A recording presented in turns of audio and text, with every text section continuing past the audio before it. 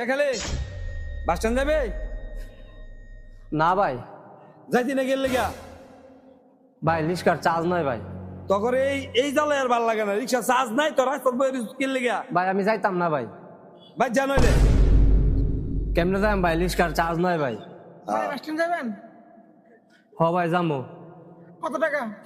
উড়েন ভাই, ভাড়া আপনি দিয়েন, সমস্যা নাই। আচ্ছা কিরে আমি কইলাম বাস স্ট্যান্ড যাবো, আমার ললি না, হ্যাঁ ওকে বাস স্ট্যান্ড যাবো, হ্যাঁ ললি, কারণ নাকি?